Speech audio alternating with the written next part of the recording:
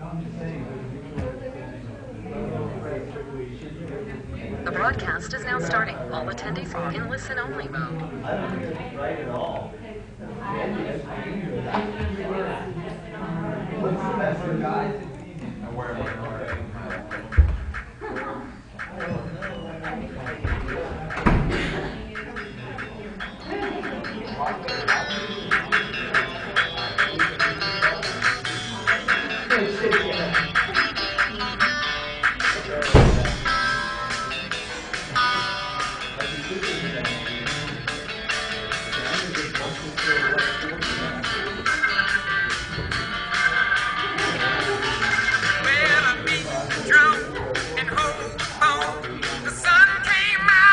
Can you hear me online, people? Can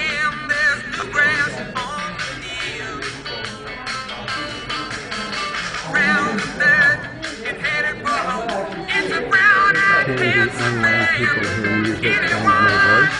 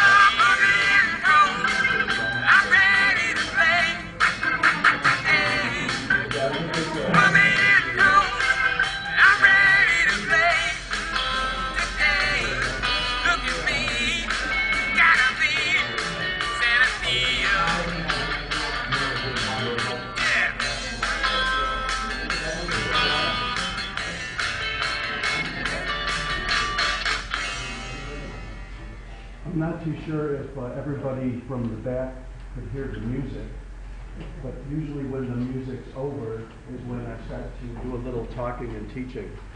I'm very, very happy to be here. My name is Dr. John Minarsik. I'm a pathologist. I practiced pathology most of my long life, and then about 10 years ago, when there was a very serious family illness, I quit private practice, which I did for about 30 years, and I started teaching, and I'm very, very happy to teach. And probably, if I wind up giving you a lot of presentations, I'll every now and then start complaining about all of the miseries of being what you all desire and learn to be. I guess the first question I should ask you is, can everybody hear me, including the people from the back? I know that Dr. Jalan speaks very, very loud, You know, and I'm an old guy, you know, I don't have that much energy anymore. But I want to make sure that the acoustics here are good enough for everybody to hear me. So can you hear me? Can you hear me? Perfect. Okay, good. I feel good. Now I'm going to see if something works. Can you all hear me out there in the internet land also? Oh, I'll find out by looking at the question box. You're probably wondering what that is. You know, when I start the general pathology or pathology 1 course every year, I usually spend about 2 full sessions doing a lot of introduction, you know, what it's like to be a pathologist, you know, sort of crying in my beer as to, you know, why it's such a rough life and everything. And I spend a lot of time doing orientations for lab as well. But the courses are already started for you, and you have a very, very excellent Pathology 1 teacher. I'll probably be here for just a few more weeks to help out because of, you know, the situation that occurred. And during that time, I'm going to try to continue on with what's been done. And you could probably have remembered seeing me there a couple of times in the corner, kind of, you know, looking around and playing with my iPod and seeing how Dr. Jolan does things. And for those of you who may have seen me in Pathology 2 or systemic pathology, you know, I do things a little bit differently than what you're used to, but I've made some adjustments. So the first 2 questions that a lot of you have asked me before I even stood up here for the first time in Pathology 1 today is, number 1, where are your notes and PowerPoints? And number 2, what are your tests like? So I'll get that out of the way first, try and make it as simple as possible. All of my material is on the M drive. Now, at first when I got here, before I was officially signed up, they put my PowerPoints under Dr. Jolan's folder. Now I got my own folder, it's called Dr. Minarsik, and I put a whole bunch of stuff up there. And I am always in the habit of updating my PowerPoints. Like I had to do a lot of updates since I got here even, simply because I know I have to do things a little bit different. So if you just go to the M drive, Dr. Minarsik, you always have the most recent PowerPoints. I want to give you the name of a couple of more websites that you can use for resources. Of course, you know, everybody wants to tell you, go to this pathology website or that one, but I've been doing this for about 10 years approximately. First in real classrooms like this, and then in about 3 or 4 other Caribbean schools as a visiting professor. And now full-time online, we've been doing this for 3 years. So the website that I have is easy to remember. It's called Medical School Pathology, oneword.com. And on Medical School Pathology, I have just about every class I've ever done online. I have tons of material. I have tons of videos for normal histology, and I have tons of videos for abnormal histology, which we call histopathology. So a lot of the things that you have seen here, and I saw Dr. Jolan showing you pictures of tumors and whatnot, are also on there. I have about almost 1,000 videos now for your enjoyment, should you choose to use them. Another website you might want to keep in mind is a website that sponsors me for doing this global course here. In the last 2 years, we've had almost 2,000 people sign up for our course, and the vast majority of them, some of them attend the live sessions, but most of them watch the streaming movies that we have. So every session that I've given so far, including the ones here and the ones from last year, are all on another website which you may enjoy. For example, what I'm going to tell you today has already been done last year, almost identically, at a website called GoPath DX. GoPath DX, like GoPathDiagnosis.com. And that website not only has all of my classes and lectures, 140 hours, the whole course from last year, but it also has them in streaming mode. So if you go to Medical School Pathology, you have to download them. I know you all have very fast internet here, but if you go to GoPath, you get them streaming. Now, another place you can get them streaming from is YouTube. I started uploading tons and tons of stuff to YouTube several years ago. First I started out doing the histology videos because a lot of the students where I taught in the USA took histology courses, and then when they got to pathology, for some reason they just didn't seem to remember it. And when we have pathology labs, having a good general basic feel for histology is essential. So when we have our labs, which we will, but to a limited extent relative to pathology 2, which is systemic pathology, we're going to be going through a lot of slides. Not PowerPoint slides, or not Kodachrome slides, but glass slides, slides with real human diseases in them. And we're going to be looking at them under the microscope. And that explains why I'm doing everything off my laptop rather than the usual desktop. And I asked somebody there in the back row if they thought that the visualization here, small print or whatever, was just as good as the laptop and as the desktop, and she said yes. So this is where we also do our microscopic studies from. We don't need an old stinky lab anymore. We don't need slides. You know, you don't have to smell formaldehyde. All you do is you don't have to gather around your microscope and hope that somebody, you know, didn't steal it or your slides aren't cracked. We look at them all here together, and that greatly streamlines things. Okay, now, another thing I wanted to say before I get into another topic is that this is general pathology. This is pathology 1. This is the first 10 chapters of Robbins, if you use Robbins as your Bible. And the general feeling is general pathology should be instilled pretty solidly before you get into the systems. And I agree with that. Now, when I did my course in general pathology, I always say, and I always refer to it, and if you look at the way any textbook is written, I don't care which one you use, Rubens, Robbins, Goldgen, when they classify diseases of various types, I don't know if you realize this, but they generally use the original sort of semi-anatomic classification of whether the disease is an inflammatory disease.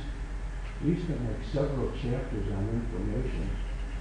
And you spent almost another whole chapter, or at least half of a chapter, talking about inflammatory diseases that are caused by internal inherent antigens, which are autoimmune diseases. And now we're going to be spending the next several days talking about acute and chronic and granulomatous inflammatory diseases, which are caused by external pathogenic antigens. So you've had the full scope of inflammation, and I know that you had a very, very, very thorough investigation into neoplasms, which I enjoyed myself because I attended the last few of them, and it was done very well. So what I'm trying to say is, even though you know that the first 10 chapters of Robbins are general pathology, you've had almost everything after this chapter that's necessary for general pathology before you go into systemic pathology. Now, you might remember if you're reading Robbins, or even Rubens is lined up very much the same way. The 9th and 10th chapter on environmental diseases, nutritional diseases, pediatric diseases. I don't think those are really essential before you get into the systems. You know, like disease of blood vessel, disease of heart, disease of blood cells. So I would say after this session, not today, but this chapter discussion, might take several days, probably including a lab, you should generally be set to go, at least from a knowledge point of view, into systemic pathology. Now I made a few other notes, things I wanted to say. After, where are your PowerPoints? The question you always ask me is, how are your tests? Well, ideally I don't believe in tests, but I realize I'm at a place where we have to give tests. We have to show that we give tests, and we have to show how the students do. because the accreditation agencies, I generally don't believe in tests, and I don't give the tests on my online course. I just do all of this as a resource for you to either take or leave. And that's what I really, really believe in. But, you know, there's something called, you know, getting the rent paid. So I give exam questions too. And you know, the USMLE and a lot of the courses here give what they call the integrative kinds of questions where you can't really find, you know, the answer on page, you know, 813 of Robbins. But what I do, and what I strongly feel, is that if I'm going to be giving, let's say, 2 or 3 days of presentations, it's going to boil down to what's probably around, what, maybe 20 megabytes on a hard drive of PowerPoints, a lot of pictures, a lot of diagrams, a lot of lecture notes in the lecture note space. If I'm going to be doing all that, there are probably certain concepts which I think are crucially important, and that's my prerogative. Now, you might have probably figured out already that probably 95% of all the physicians practicing in the United States, except for maybe pathologists, aren't going to know what you're going to know in the next few days. But there are certain critical things that I think everybody should know about infectious diseases. So what I've done, if you have looked at the PowerPoints, and maybe you downloaded them a couple days ago, maybe they were the old ones before I upgraded, and you probably looked at them and you probably screamed and you said, how am I going to learn all this? Or what is all this gibberish? Well, if you looked at them, you will notice that there were several of them that were yellow backgrounds. And in my opinion, we have 100 PowerPoints. I don't know how many. You're going to find that maybe 5 or 10% of them are yellow backgrounds. And they're going to be very compact material. And they are what I call the really, really core knowledge of what you need to know to be a good doctor, no matter what kind of practice you have. I don't really care about whether you know how to spell cysticercosis properly. I misspell it half the time myself. And when I go through my PowerPoints, I always see spelling errors. But that's not important. What's important is that you grasp what I call the key concepts. So what I would like to do, and I hope I will be allowed to do it, and I hope we have the time to do it, is when it comes right down to an exam, you know, no matter what your other exams are like, but when you come down to my exam, we're going to go through all of the PowerPoints, maybe flip through them again real fast up here, and focus in on the yellow background ones. And even though a lot of these fancy educators say, oh, well, you shouldn't give rule out or negative root questions, what I basically do is that if you haven't learned the 5 ways that pathogens evade the immune system, you're going to learn it when you take the exam. Because it's going to be, which of the following is not a mechanism for pathogens invading the immune system? So that's to try to answer your question about exams. Now, let me make this even more simple. Nobody here has to worry about my exams.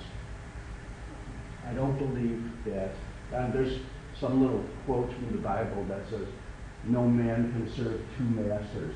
I don't think you should sweat school exams, and when you're all bloody and bruised from that, then sweat USMLE exams. I think should all be focused on one. So ideally what I do is I use Robbins as my outline. I don't know if you're all reading Robbins. You may be reading Rubens. That's a great book. You may be reading nothing. You may think that all you have to read are my PowerPoints, and that would be a fatal, fatal, fatal mistake. You should be reading something else as well. I don't write my PowerPoints to be a textbook. I don't have the time, and defeats my purposes as well. So, did I say everything I wanted to do? All of our classes will be on the M drive about a half hour after it's over. So when I get done with this class, what, 11, 11:30, something like that, what we're going to do is take the movies which are broadcasting now, and I was wondering whether the people online can hear me. And you can see that they do, because the little microphone is bopping over there. So I'm not worried about that. It's loud enough to record. Now yesterday, when we recorded Dr. Jolan's class, we didn't broadcast him, we just recorded him. Eventually, I'm going to try to get him to broadcast as well. Even when he was marching back and forth, speaking very loud here, it came up very loud and clear here. And it does with me too, so I'm very happy about that. Because in the other class, I was kind of tethered. I had to stay near a microphone because of the acoustics. Another thing that the other classroom had for pathology too, it's a big speaker system, and you don't have one like that here. Okay, did I do everything? If you want to see any of my movies on YouTube, for any reason, the entire Pathology 1 course is also on YouTube. And the name that I use is Washington, D.C. You know, one word, not D.C., but deceit, you know, which is the main product of Washington, D.C. And it's something that you could use. It won't be identical to what I'm going to be saying here.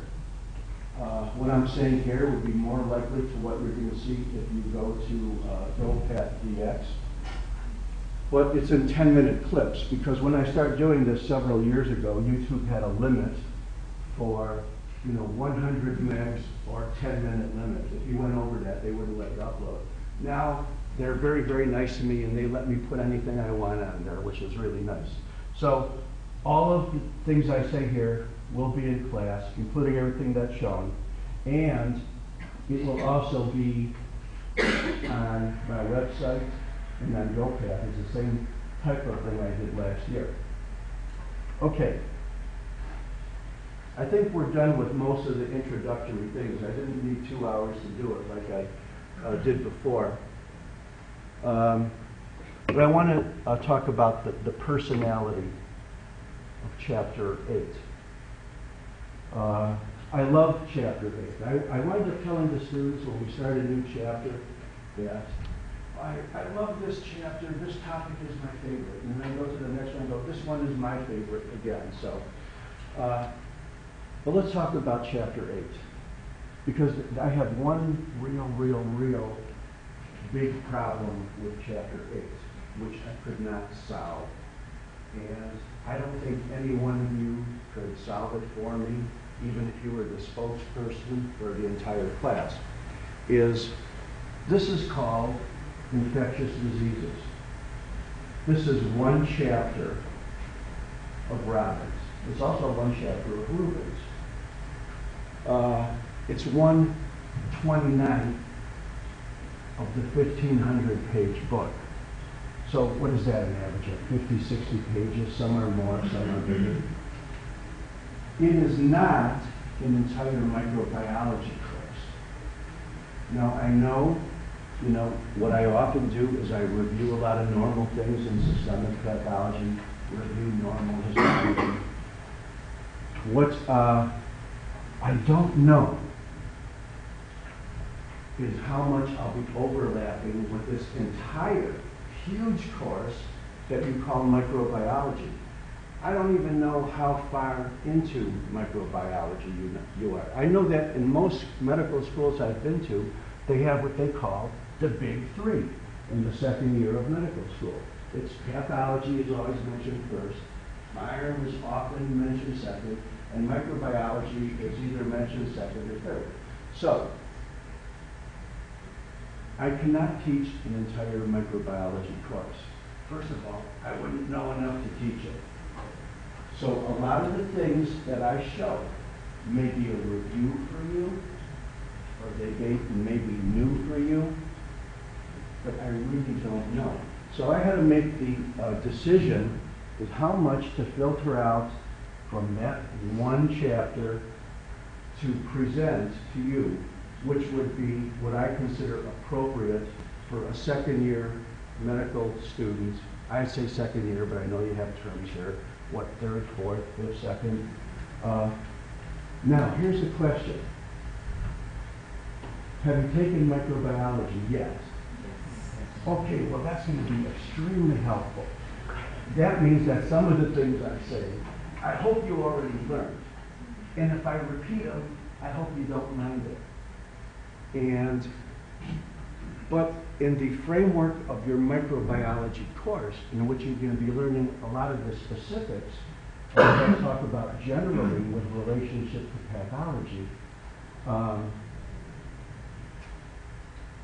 not going to be going into it in as much depth. Or we'll be rattling off a whole bunch of viral diseases and parasitic diseases. I can't go over every single parasitic life cycle. You know, I know that that's more the domain. I'll probably emphasize a couple of the big ones, but I'm very, very, very glad to hear that you are already into, or are you completed with microbiology? Oh, wow, that's great. That's even better. So, if you want to look at this as both a review of microbiology, but also how it pertains to common human diseases from a pathologist point of view, from a disease point of view, then that's how you should take it. Good. I'm very happy to hear that. I'm done with my 10-minute talk, which took about 20 minutes. So, if you had downloaded the PowerPoints, now I don't know how I'm going to do this because I'm going to have to change the PowerPoints manually because the automatic clicker doesn't work. I wish I could get somebody to come up here and just click them and change them for me. That way I can continue to roam around. I don't want to, embarrass anybody or force anybody to sit up there and go, slide forward, slide backward. I know I don't have to, force anybody to do it. You want me to do it? I'll give you an A if you do it. How's that? Yeah. All of my students that have wound up being clickers get A's. So just, basically I'm going to ask you to do two things. Slide forward, slide backward. Okay. So we're going to talk about infectious disease pathology. I know that you already have the chapter on immunology, immune diseases, and furthermore, you may have even had an immunology course. And you know that there is this big, huge family of diseases called autoimmune diseases. And you learned about lupus, you learned about Hashimoto's either intensely, and I know you've done that because I've done this before. But the common thing to all the autoimmune diseases is that the so-called antigens or proteins or expressions of genes which cause the damage, which cause the inflammatory reaction, are intrinsic, usually, to the human being. So autoimmune diseases are inflammatory diseases, chiefly a chronic pattern of inflammation, whereas infectious diseases are caused by antigens, are caused by invaders from outside of the human body. That's the big difference. So we had several chapters on inflammation, healing, repair, acute, chronic, granulomatous, and so forth. And now you're gonna you learned a lot about the inflammatory changes caused by intrinsic, inherent antigens, and now we're talking about immigrant antigens from so-called infectious pathogens. Okay, next. And if you don't click there first, it won't go. So I just want to go to the AAA. Another small diversion, because I know we have a large job ahead of us. I probably should have taken that out. And you're probably thinking, well, why would he be talking about aortic abdominal aneurysms on infectious disease? Well, some of the bacteria and even fungi can cause them, but that's not it. What I do about every second or third chapter is do a little bit of a rant and a rampage. I had the privilege of practicing private practice medicine my whole life until my wife became ill.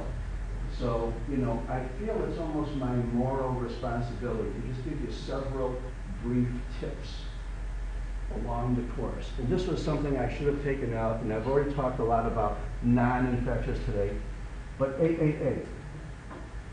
You know, I know you all want to be doctors. I know you all want to practice, hopefully, or maybe, in the United States. I know that you all want good lives for your family. I know you want a lot of money, and that's not wrong either, because so do I. Except most of my money I made already. So, and I know most of you are going to be specialists of something. These are just the statistics. I could tell you all that without even talking to a single one. So when you're a specialist, you try to feed your family, you try to make a lot of money by getting consults. And this is often discussed in doctors' lounges, which I hung out in most of my life when I wasn't looking in the microscope. And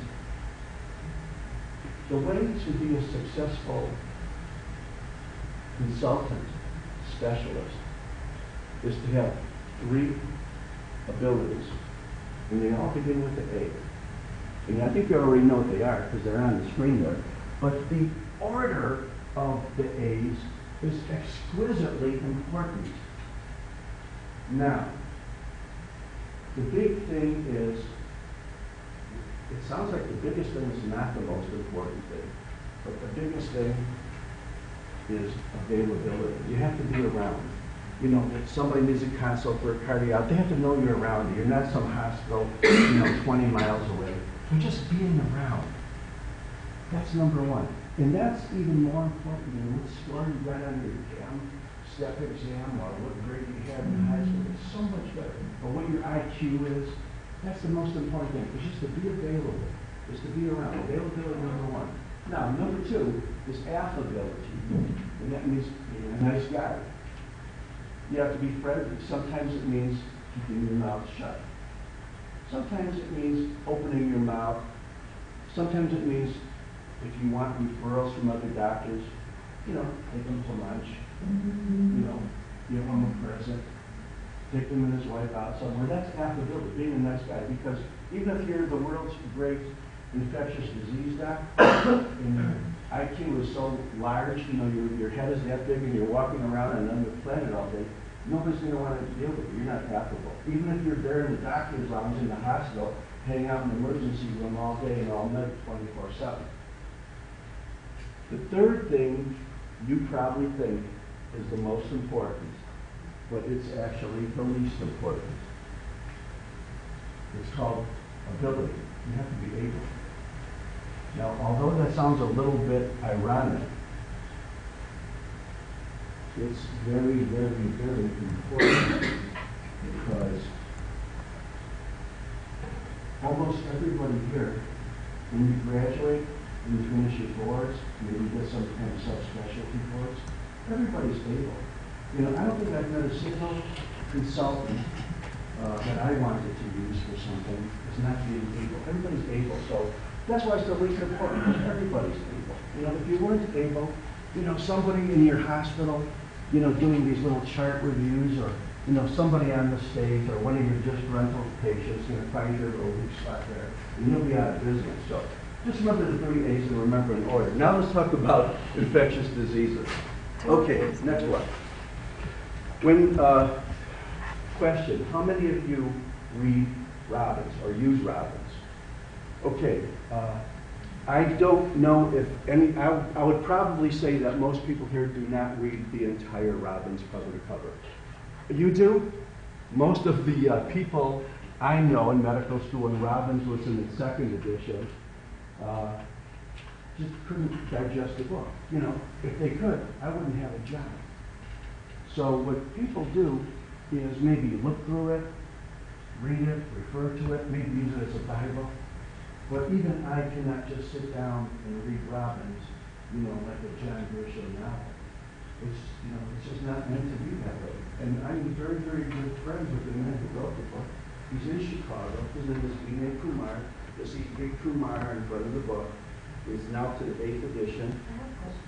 Yeah. Are you talking about the big Robbins? Big or the Robbins. small ones? Because Big we only Robbins. have the small ones. Okay, well, small one is good. You want to know something? Size-wise, weight-wise, maybe Big Robbins is like 5 times, 4 times heavier than Little Robbins. It has a lot more stuff. But practically speaking, if the only thing that you knew was everything in little robins, you're going to kick ass on this stuff, believe me. Now, I feel the need to use the big robins, and if you look at the way almost all of my PowerPoints are organized, they're organized according to the chapters and sub-chapters and topics. And I skipped through a lot of things, but the big robins I consider to be the Bible. I can tell you already. It's used by well over 50% of the medical schools, robins in some shape or form in the entire world. And also, most of the medical schools in the entire world are in English. Otherwise, those people there out on the internet, oh, by the way, you can click this if it's in your way. It's not seen by the, if you just click that little orange thing, it snaps back in. So the people here won't be disturbed by it, are in English. So most of the people that have attended this course from 72 countries are probably in medical schools that speak English. And if they're not, they can't understand me either. So if you go to Robbins and you look at the way it's organized, I want to tell you that it's organized almost like a phylogenetic organization for the chapter, or maybe if you want to call it, the number of nucleotides per organism, or the number of genes. So basically, the discussion for infectious agents goes from the things that are so primitive, they don't even have nucleic acid, all the way up to multicellular organisms, some of which are 5 times taller than we are. If you consider, a 12-foot worm. So what we're going to do is first go over the general categories of infectious agents, generally following the evolutionary tree, starting out with infectious particles called prions, moving down to one of the 3 asterisk areas, asterisk being the most common form of human infections, the kinds you'll be dealing with every day. It's not likely that you'll ever treat a patient that has a prion disease or a plasmid or transposon disease. You may have some patients that have a mycoplasma pneumonia, but for the most part, the asterisks are the big 3. And what we're doing is we're going to be describing in detail, going over some of them in detail and just skipping over a lot, knowing you've probably been over this in micro, or I've taken the very big decision to determine it's not necessary to discuss them further. And I hope you're not disappointed by that. And then we'll be moving all the way up the evolutionary tree into some things that have been bigger than we are. So let's go to the next one. Okay. Can you see in the back row the print? It's kind of a horrendous slide, isn't it? But if you download it, you can see it on your computer. So I'm assuming you have access to it, you downloaded it. And whenever I have a PowerPoint that probably has more than 20 words on it, I don't really intend for you to memorize it. I mean, you could if you want to, and I can't guarantee you that some crazy person isn't going to take one of those little points and, make it a question. I just have no feel for that. But the thing I want you to see from this is that, you want to slide this up a little bit? Oh, maybe an inch or so, make that thing even smaller. Okay, is that when you look at these various organisms, going from viruses, these are the organisms with nucleic acids now, and are making genes, and are making infectious protein antigens, and going all the way up to helminths, is that you could classify them by size. You don't have to remember that. And we already know that viruses, that the biggest virus known to man is only about 1/14 the diameter of a red cell, only about half of a micron. An important thing to remember from this thing is the site of propagation, the site where it does its damage, the site where it may do its replication. Without memorizing all of them, is that in the lower end of the evolutionary tree, these organisms can't live unless they're inside of a cell. That's why they're called obligate intracellular. They are obliged to be inside of a cell to do their thing, to replicate, to feed, to build other organisms like it. They could be entirely extracellular. They may involve only a mucosa, the outside of a mucosal cell.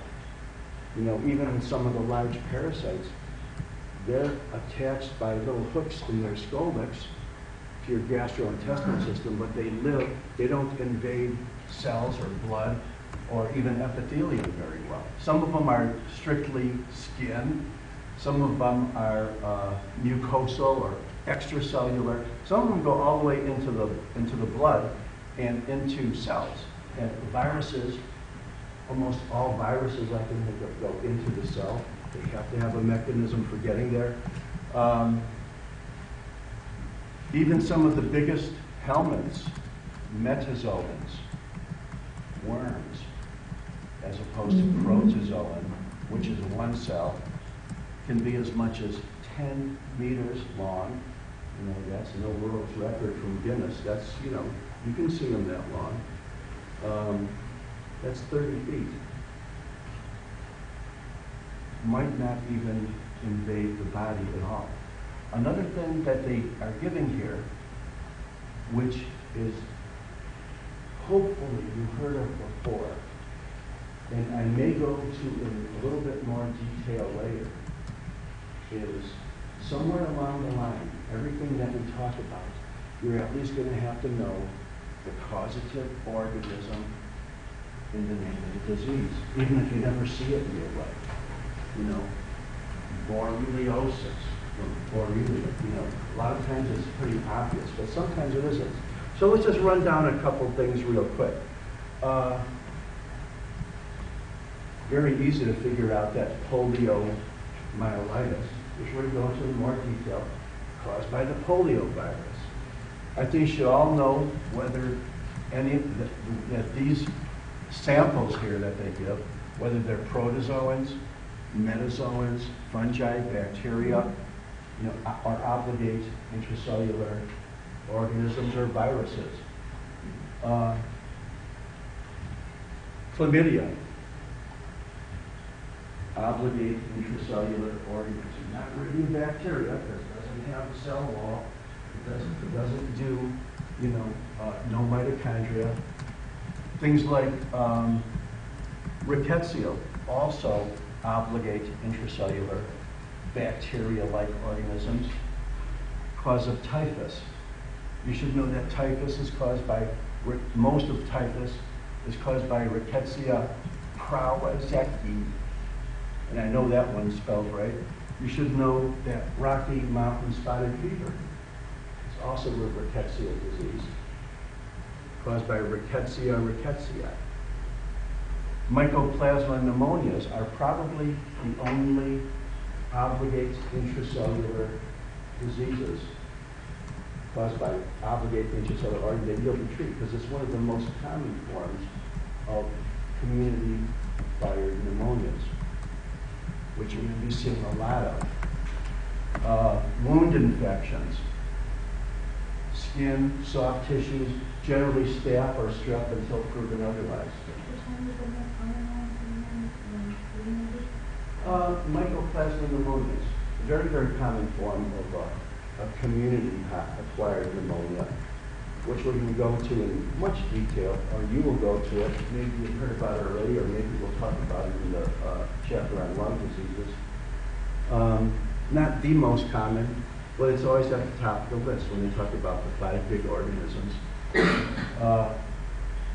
Cholera, Vibrio cholera, bacteria.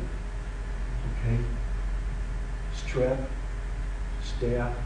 If you want to remember something about strep and staph, you know, the main gram-positive toxide, so they can infect just about everything. Anything. I don't think I've ever seen an organ or a part of the body that was not ever not infected by staph or strep. Tuberculosis, not just a thing of the past.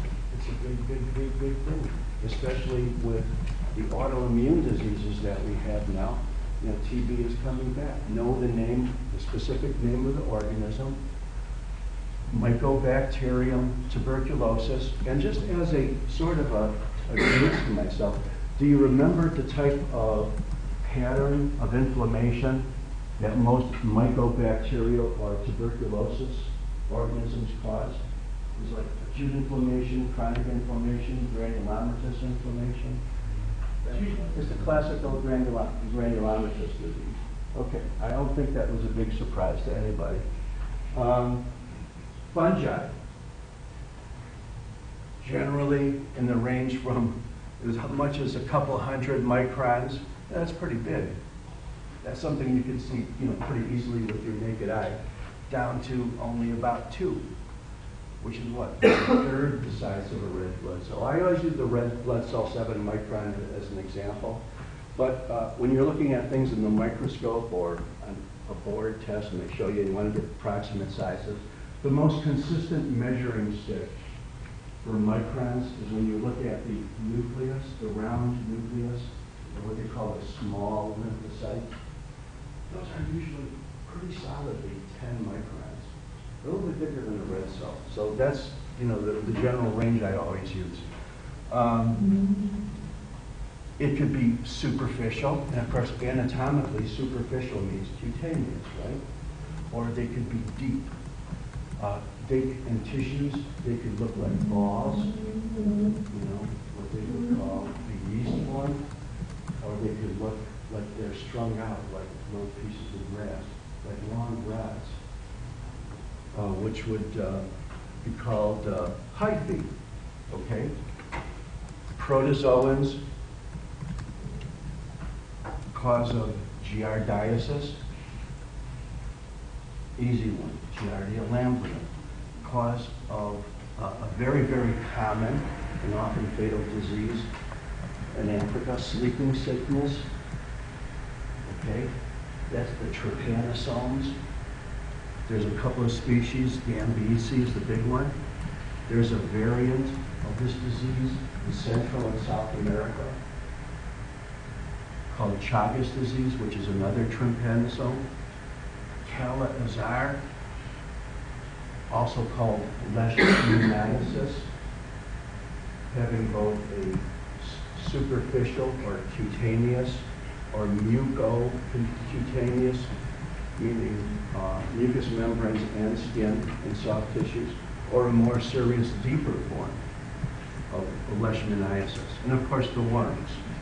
Okay, remembering in our overall taxonomic classification of these things is that there's just basically, even though there's 3 phylums of worms in the animal kingdom, in terms of human diseases, there's only 2 kinds. There's the roundworms and the flatworms. Okay? And the roundworms, Ascaris, without a doubt, the biggest one worldwide. And the flatworms are also called tapeworms. They're also called cestodes. And sometimes they're even called hookworms because part of these, their segmented nature is that the most superior segment has hooks on it, on a specialized segment called the scolex, which of course holds it into the gastrointestinal tract. Okay, so I think just having for now, a visual awareness of this is good. And I am guessing from microbiology that you probably spent a little bit of time on almost every one of these guys. Okay, well, now that means you didn't have to learn anything or memorize anything, but the thing you wanted to see from here basically was where they do their damage. We're talking about do they do their damage outside of the epithelium or mucosa? Do they do it on or deep inside? Do they do it in the bloodstream? Or do they do it intracellularly? Let's go to the next one. Okay, a good place to start would be with organisms that are so small.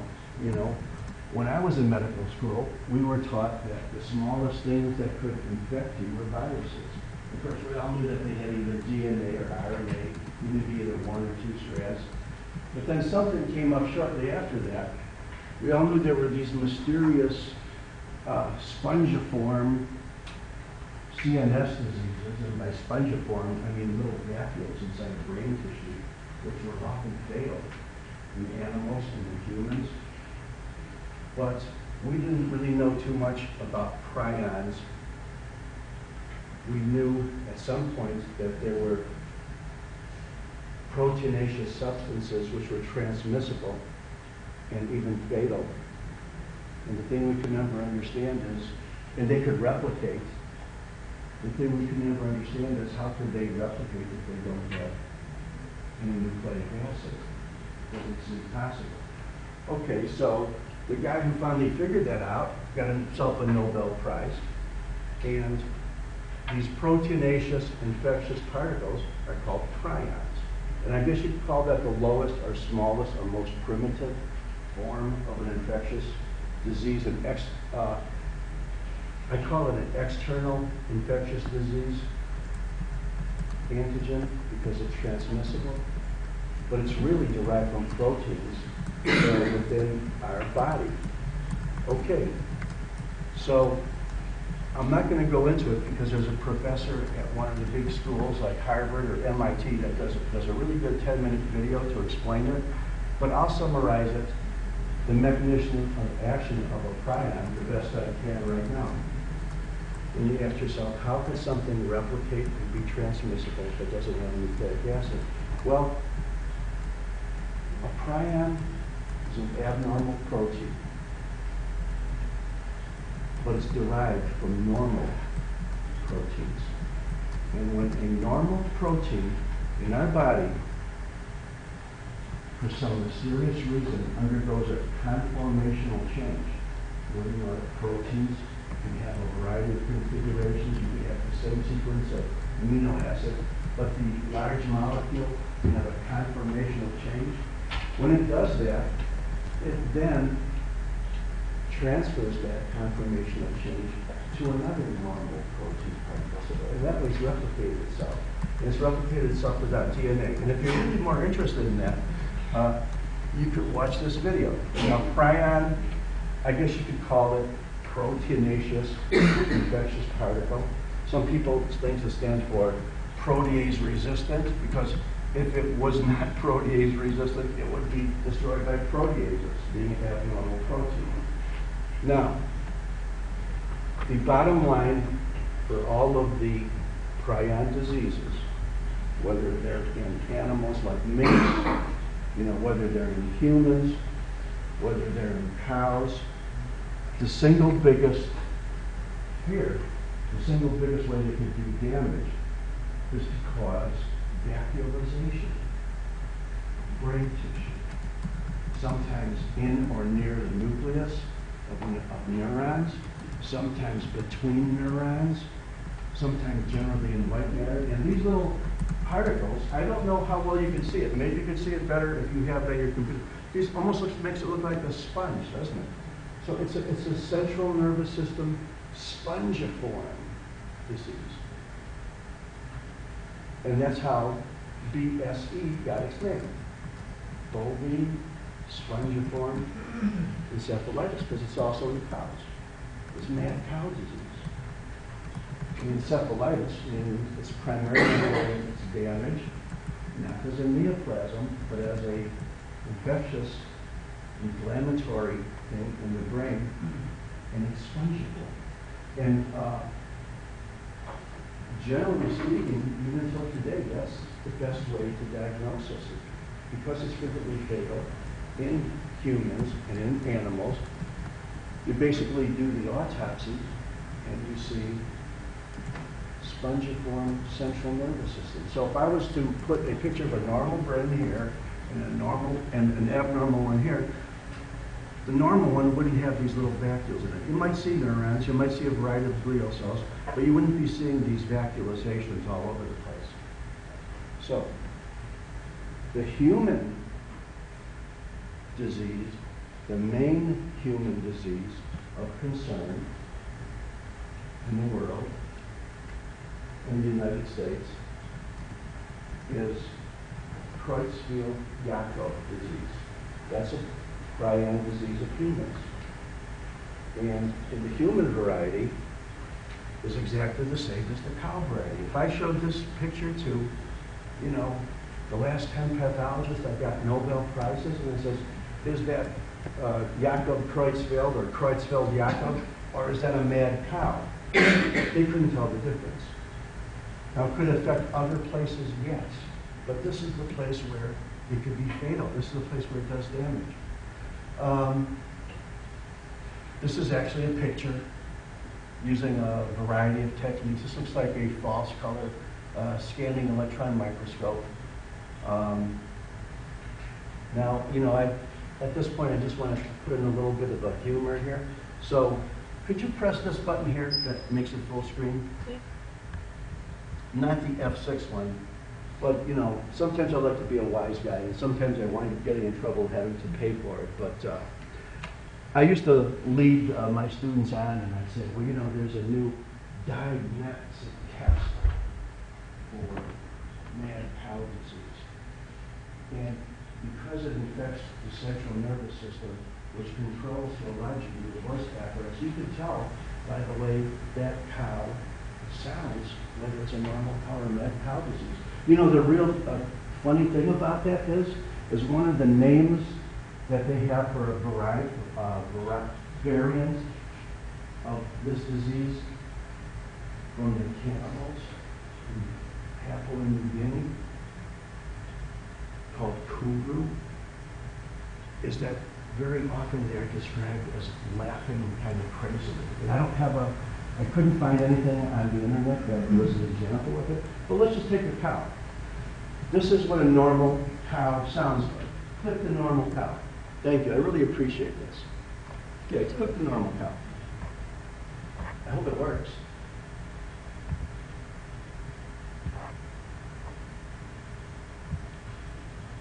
Is it working? Sounds pretty normal, doesn't it? Well, if the brain infects the voice centers, this would be a diagnostic of mad cow disease. Similar.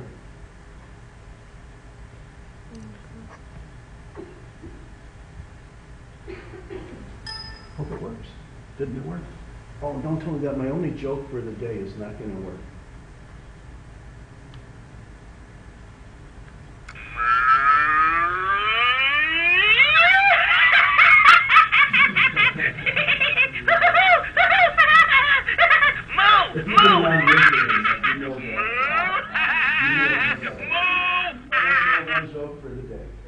But if you really want to get a little bit more detailed description, remember, I can't have come out of my mouth every single thing that you need for the step. Okay, you have to use other resources. You have to read the book. If you're more interested in this, you can click on that icon, and it'll give a really much better presentation about that from what I did. Next slide, please. Could you go back to the full screen? Just press S. Okay, next one. Okay, Jakob Creutzfeldt disease is what we generally called it, until somebody says, well, let's put Dr. Creutzfeldt first, CJ. Well, that was probably a good idea, because when we talked about viral diseases of the central nervous system last week to Path 2, we talked about the JC virus causing demyelinization in the white matter of the brain. So I don't know why it was changed, but it would make it a lot less confused with JC viral disease or JCV if you call it Creutzfeldt-Jakob first. But remember, any disease of significant or fatal from prions is probably going to be seen as sponginess in the brain. They're all spongiform. So what do you want to remember? You know, prion, spongiform. Also, what I could ask you to do, because this is a much better picture, is, you know, I think you probably recognize this as basically central nervous system tissue. I'm not going to ask you to raise your hands, but I think, you know, with all the things you've seen in neuro and histology, you probably recognize, you know, the big cells of the neurons, you know, the smaller cells, which are 20 times more common as being glial cells. Where are the vacuoles? Well, here's one big vacuole right at the edge of a neuron. Here's a bunch of smaller vacuoles, generally throughout glial tissue, or what you would call probably more myelinated tissue. You know, there's an oligodendrocyte. So basically, that's the scope of prion diseases. Next one. Okay. I know I've taken a lot of time to do the introductions and everything, and I know I have to be very, very careful about going too fast and not explaining things in more depth or more patience. I know that Dr. Jalan repeats things a lot, and I repeat things enough too, but not nearly as much as him. So, we're at the point, I know you've been all working hard. It's 10:30, which means we've been cooking here for an hour. It's about time for a break. So we'll have a 10-minute break and then come back and do as much of this as we can. And the one thing I am not ever going to do, either online or in this class, is feel like I have to conform to a schedule. We're going to discuss things until I look out at your faces and I see you basically understand things, even if this chapter takes 2 weeks. And before, under certain conditions, I've done it in 2 days. So we're just going to go at the speed that's appropriate for all of us. So take a 10-minute break. I'm going to be maybe talking to some of my online students during that time. And I want to thank you also for doing this. And I hope you don't feel it interfered with whatever you were going to do over there, but generally kind of forces you to focus in on the graphics. And I hope you do it again. All right. Okay, thank you. See you in 10 minutes. Oh, you can stay there. No, I'll move. Oh, okay.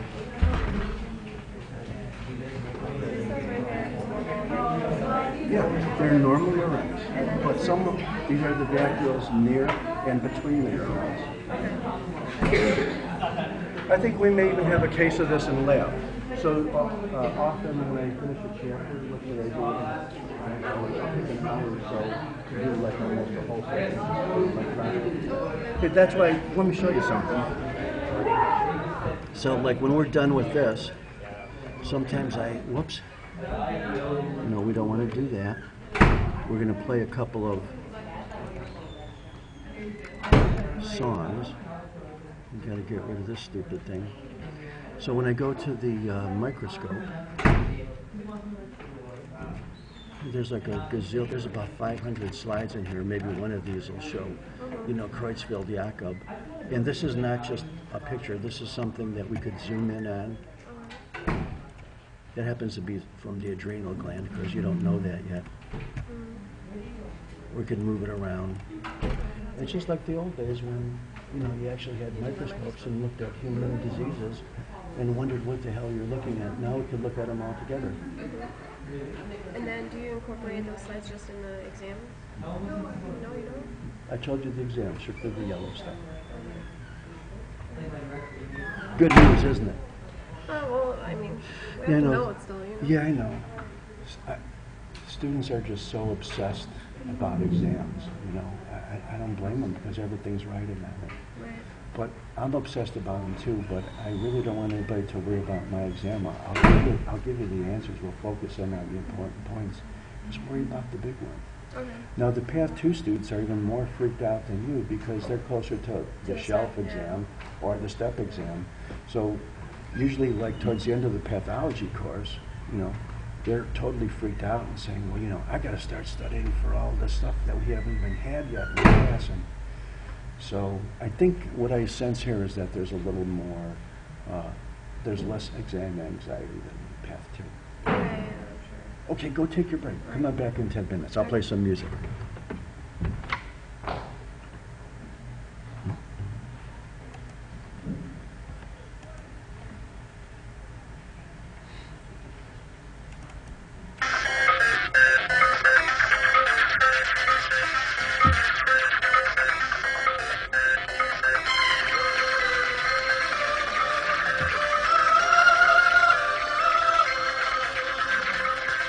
Hearts go astray, leave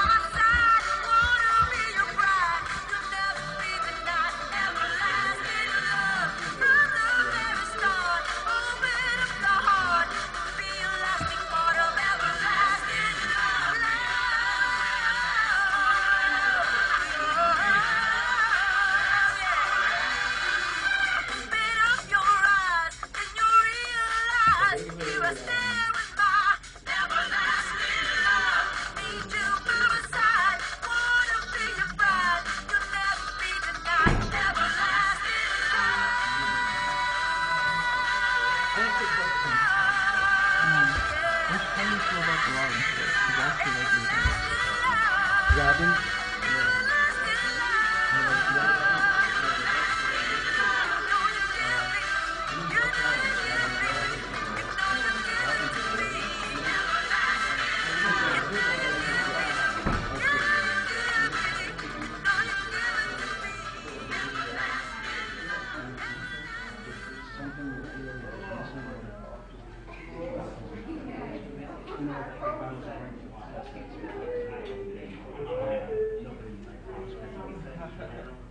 how are those authors? You said you know them?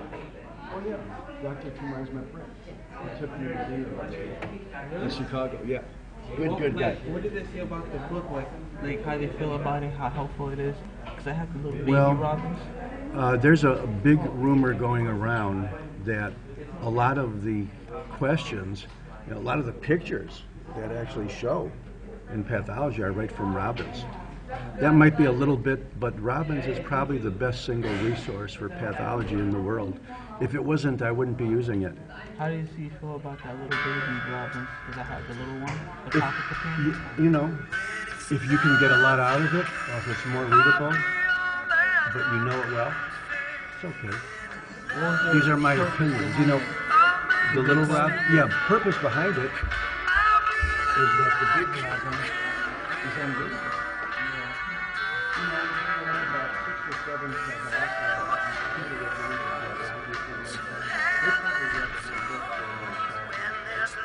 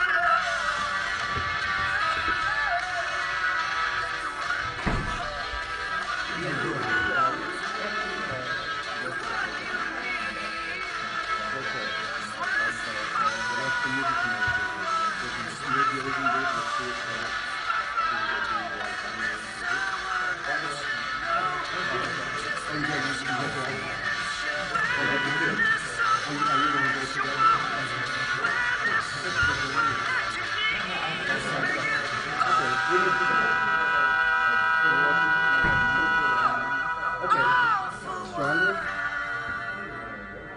There's something about that flesh that is important. There's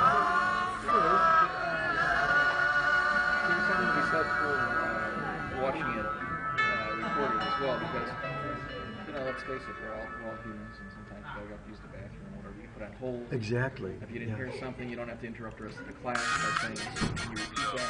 You can just back it up and watch it. I enjoy that.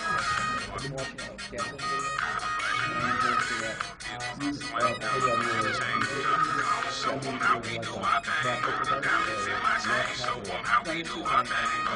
Okay. You reminded me to make a couple of more announcements. I'm really big on that.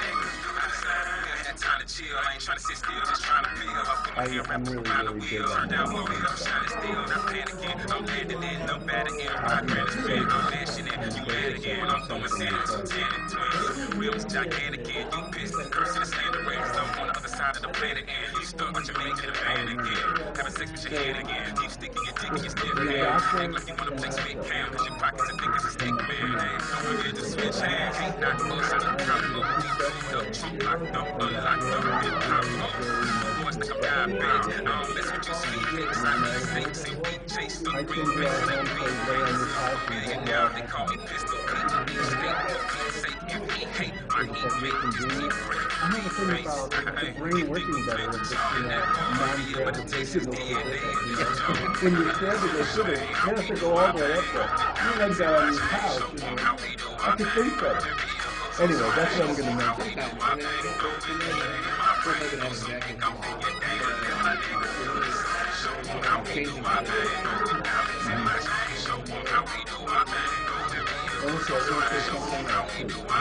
Oh, that's the main thing I like to say. Yeah, or any of that, but, they don't really have go-to meetings or the answer. They say they do, but I tried it, doesn't work. But for the iPad, the iPhone, the iPod, I've gone to so many conferences, walking around here, I'm just looking at my iPad.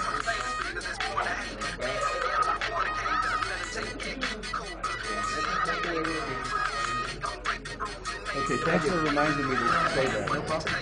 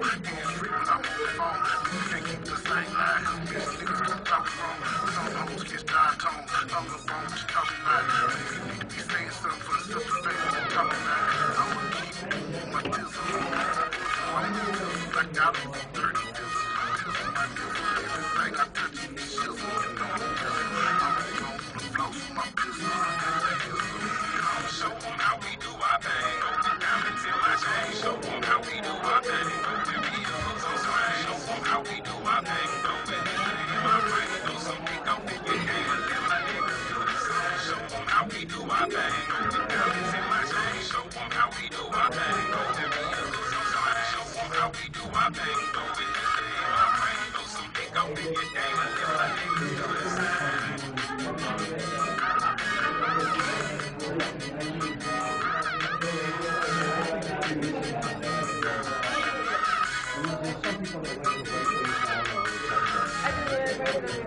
I gotta do is press that forward and backwards. Thanks, I really appreciate it. You know, you might be elected permanently. If not, I'll find another This one doesn't work, volunteer. huh? This one doesn't work? Oh, I can't use it for this, but you know. Oh. Okay. Oh yeah, that's right. So we could just click the PowerPoint back up. It's on the task. Where is it? You know, I'm the most illiterate person when it comes to Yeah. computers, but this one? Let's see. Okay, well, what I learned during the break is that my voice is not as loud as Dr. Jalan's. I think it's probably loud enough for everybody here, but there were a few people online that said when I was walking too far away from the microphone, they couldn't hear me too well. So I think I'm going to restrict my range to, let's say, 5 or 6 feet away from the microphone, rather than wander back and forth all the time. I like to wander. We're going to be getting a wireless mic in a couple of days. I have a friend coming here from Mississippi, and she's going to bring one. Okay, one other little thing that came up during the break. Usually I have a break in a 3 or 4 minute song, so it's about a 10-minute break. And then I get back to the business after that. But somebody came up to me and asked me a question, and I wanted to tell you how I feel about this here. You know, you're all sitting here and you're all seeing me live, and you're seeing my PowerPoint projected, and then I'm amazed that there's 15 people out there because I only announced it at the last minute. And usually I get about 60, but I'm flipping back and forth a lot, so the schedules have been crazy, so I'm even surprised that they showed up. If you have an iPad, if you have an iPod, if you have an iPhone, and you download an app called GoToMeeting, then all you have to do is click on that app, touch that app, put in the number of the course, which is a 9-digit number, answer a few questions, and somebody was saying they were able to get it on their laptop as well, of course, while I was here live. Only, I think there was about a 2 or 3 second delay in what was said. I asked him what he preferred, and he said he prefers the live stuff. I don't blame him. If Dr. Camacho came up to me and he said, "John, I want you to teach this course the very, very best way you possibly can," I would say, okay, let's send the students home and have them, you know, lie down on their couch or go to the beach and give them all iPads. Because I know this may not be anatomically correct, but for me, I could think better, you know, when the blood doesn't have to go uphill. Like if I'm laying down on my couch, I could think so much better than if the blood has to go up against gravity, you know, for a foot and a half. So I really feel that way. And I also don't have any problem with low attendances, you know. My own online people, of which there were over 1,000 last year, there were never more than 10% in the class. They just watched the movies at their convenience. And my feelings are not hurt, but I also feel I could get to you a little bit more directly if I see you in flesh and blood. So when I'm only broadcasting online, I imagine that they're right there in my computer. Now that I'm here, I kind of forget about that, but that's okay because it's the same to them. I have no more announcements. So let's talk about the lowest level of infectious pathogens that have nucleic acids, viruses. And you probably know this 10 times over from micro, and I know I can't wander too far away from this, but the largest virus that we could think of is only about 1/14th, or let's say 1/2 micron, or maybe 1/20th the diameter. And it's in all practical purposes, I don't know, you've probably used light microscopy. either a real microscope or digital, you just can't see anything. So you can't see viruses. Sometimes you can see viral inclusions in diseases, but they're not the viruses. Viral inclusions may have viruses in them. But the viral inclusions, usually about the size of a nucleolus, are gazillions of times bigger than the virus itself. They all have nucleic acid. It may be DNA. It may be RNA if it's a retrovirus. It may be single-stranded, or it may be double-stranded. Generally speaking, that infectious DNA or RNA, single or double-stranded particle, builds a little wall around itself to protect it, just like our own cells do, and it's called a capsid. You may call it the protein codes, engineered by the several genes that are available within the virus. And then, of course, there may be even something bigger called an envelope, and that's usually kind of a lipid. Okay, so not only is there the capsid, but there's an envelope around it. And not only do you have an envelope, but you may have particles on that envelope. And think about it. Just think of the geometry of it. What are you more likely to come in contact with first in the virus? The envelope, particles on the envelope, GP120, what you remember from HIV, or the material deeper inside, the so-called core or the capsid. Well, it's not unusual then, like with a lot of the antibodies that we build up to viruses. Hepatitis is the best example. You're more likely to build up an antibody to a substance that reaches you first, or the more superficial thing. There's a limited number of genes coding. I always knew that it was just a handful for HIV. There are only 9 known genes, 9 for HIV. That's generally pretty small. Most of them are like, 10, 20, 30 for viruses. They're probably 10 times as much for a bacteria. I don't know if it's the same thing for size. And of course, if you wanted to count the number of genes we have up in the human genome that are identifiable, you might say something like, 20,000 in that range. So generally speaking, as we go through this evolutionary tree, we're looking at more DNA, we're looking at more genes, and that doesn't necessarily mean that the more genes that there are in an organism, the more smart or evolutionary adapted they are to infect you. Some of the most successful ones in the world are just a handful. Okay, let's go to the next one. I wish I could roam around more, but my online people gave me a lot of hell, and they said I shouldn't roam away from the microphone too much. I'm assuming they can hear well now. How would you like to classify viruses? Well, there's no real logical way. They go by a wide variety of names, and if you look at those names, they generally, if you look at the root words, like if the word MYX, mixo, something is in a virus, it's probably something that's going to cause a lot of mucus secretion or myxoid or mucoid. But the way that it was classified in Robbins is by systems or types of tissues that they generally involve. And once again, we're going to look at these. You may have heard a lot of them already. We're going to point out the salient features, and we may or may not get the time to talk about them in more detail. Adenoviruses, okay? Well, adeno, remember, is a gland, like an adenocarcinoma is a malignant proliferation of glands. So you would think that an adenovirus might be something that infects glandular, mucosal type things, and that's a big generality. But the adenoviridae, double-stranded DNA, I think if you try to memorize this, you're crazy. I can't tell you what or what not to learn. They're generally a lot of upper and lower respiratory infections, diarrhea. They're generally going to be involving things we call glandular or epithelium. That's parts of glandular, like simple cuboidal. The picorna viruses, the single biggest type of virus that cause common colds, rhinoviruses, rhinitis.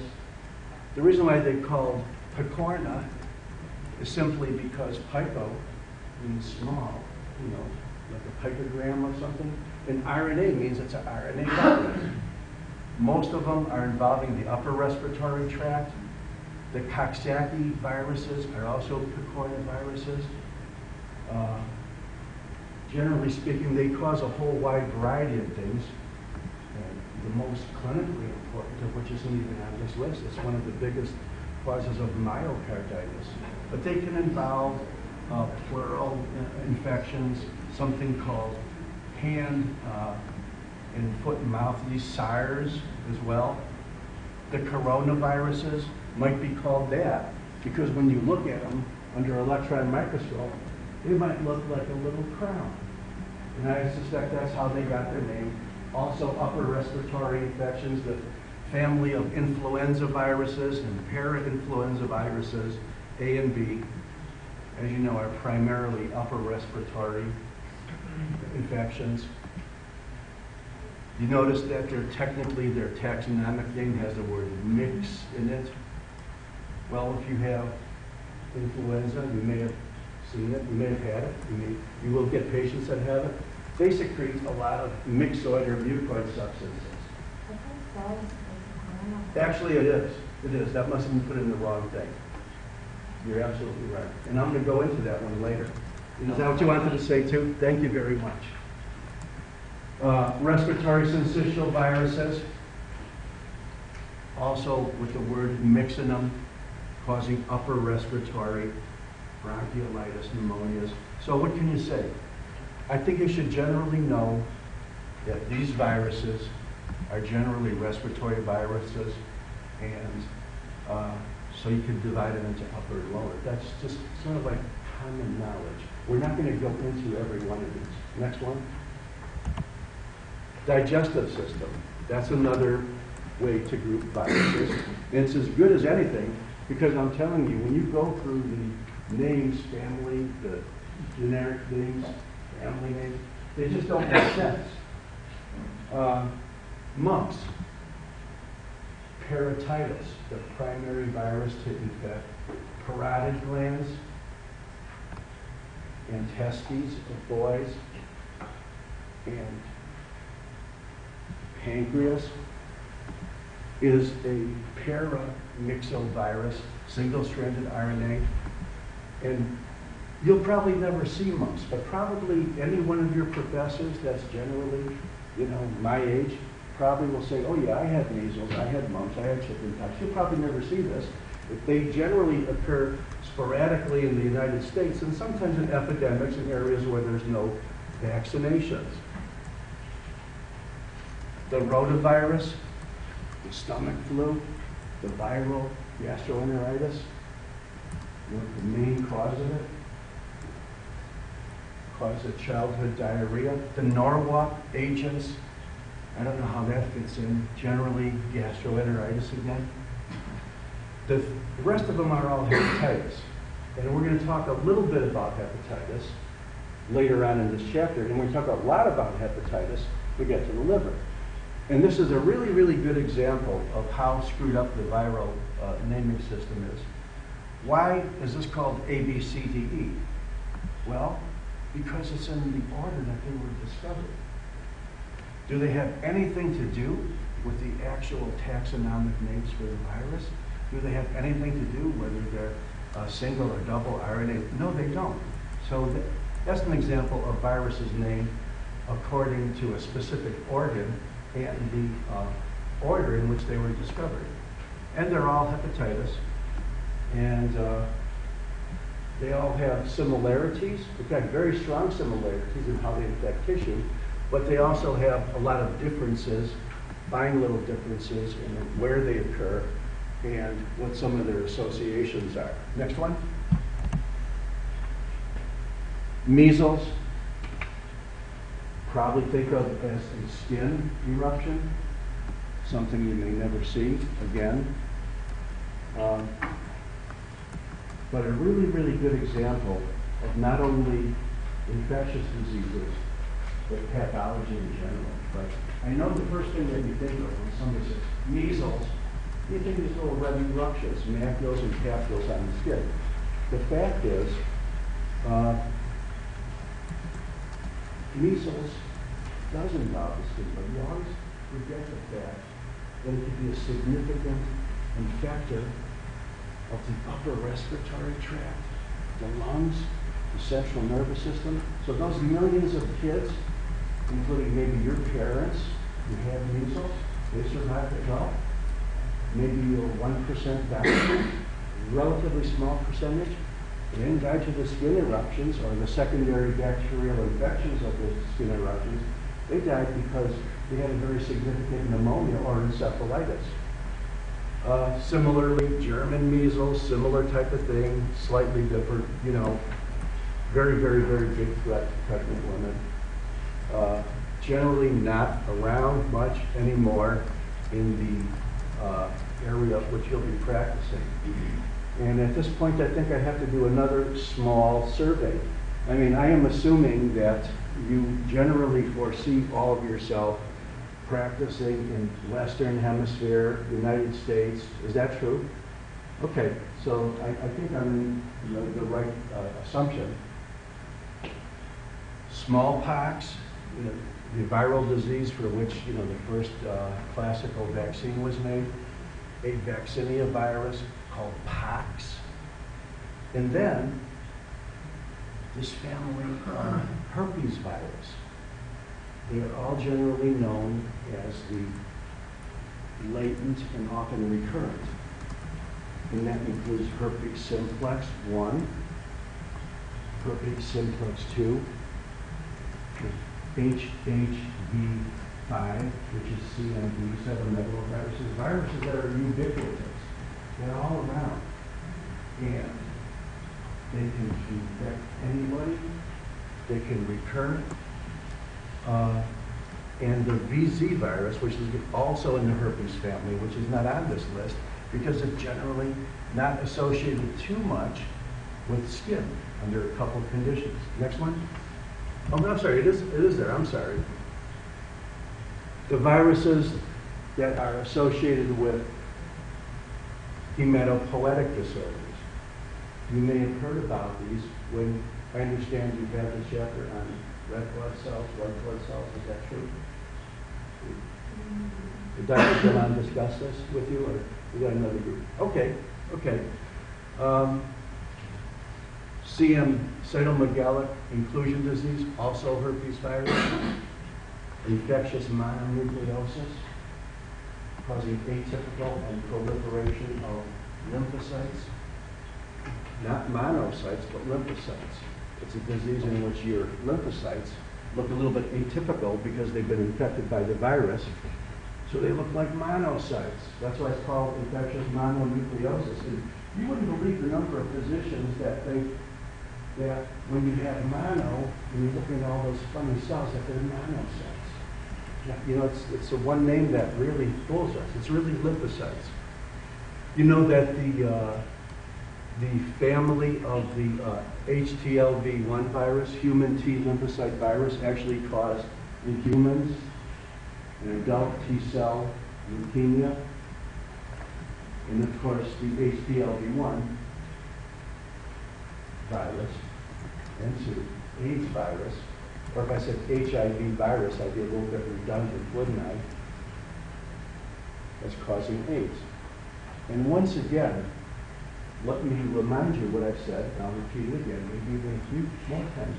A lot of people think that if a viral disease causes it, if a virus causes a certain disease, that the primary target of this virus is a certain type of tissue. And yes, that is absolutely true. But they seem to forget that, you know, if I was to ask you, what cell does HIV go after? You say, oh, we don't know that. That's T lymphocytes. You know, we learned that in third grade. I've been to so many conferences on AIDS, and I've done so much research on it myself, is that you don't realize that the HIV virus, if you don't mind the redundancy, has been known to infect just about every type of cell in the human body. And that's true with almost every other viral disease. Or the inflammatory diseases in general. You think, okay, well, this patient has pneumonia, this patient has pancreatitis, this patient has inflammation of the brain, encephalitis, that it means that that's where the infection is. If it wasn't for autopsies and the fact that you're examining everything very carefully on somebody with pneumonia, somebody with encephalitis, whether they're idiopathic or caused by specific organisms, you're going to see a wide variety of other places that are infected also, but they're not part of the name. The arboviruses, that's the most confusing and wastebasket term of all, because all arbo means is arthropod borne. It refers to the vector of the virus. And it says nothing about the classification, whether it's, well, most of them happen to be single-stranded DNA, but the arboviruses, hemorrhagic fevers, they're generally going to be involved with something which will wind up causing hemolysis. So it's called hemorrhagic. These are the ones that are very much feared. Ebola. Okay, another hantavirus. Ooh, a really, really scary term. Have you learned about hantavirus causing something called Korean type of encephalitis, pneumonia? Is very, very, very feared because of the route of, and viruses on this category are the ones that we worry about as possibly wiping out the world. Okay, let's go to the next one. Warty growths. Let's say something about the viruses that cause warty or epithelial, or more specifically, squamous epithelial proliferations. They're generally in the family of papillomaviruses, because you know that a wart is a papilloma-like structure. It has a lining of squamous epithelium, maybe keratinized or non-keratinized. If it's a wart, it'll be maybe even hyperkeratinized. If it's something else, it may not be keratinized. These are caused by HPV, the virus that's in the papillomavirus family. Now, the thing to remember, we all know that they're the cause of cancer of the cervix, right? We all know that cervical squamous cancer is caused by HPV. But as a general principle, if you take any squamous lining in your body, you know, skin is one of them, but if you take any other area of where there is a squamous epithelium, whether it's keratinized or not, and there is a history of a neoplasm developing in that area, there's a very, very, very good chance it's also related to HPV. Skin, cervix, esophagus, the vagina, oral cavity. The principle is the same. So when we learn histology, we know that if a certain type of tissue looks like another type of tissue, it's probably more likely to be infected by similar processes.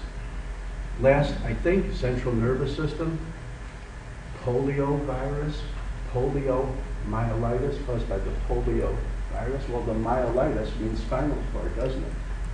And specifically, it's going to be involving, in the most feared consequence, the anterior horn cells of the spinal cord. It might have been a muscular disease, a progressive muscular disease. The people that died from polio was also a big thing in my days, because you'll never see it.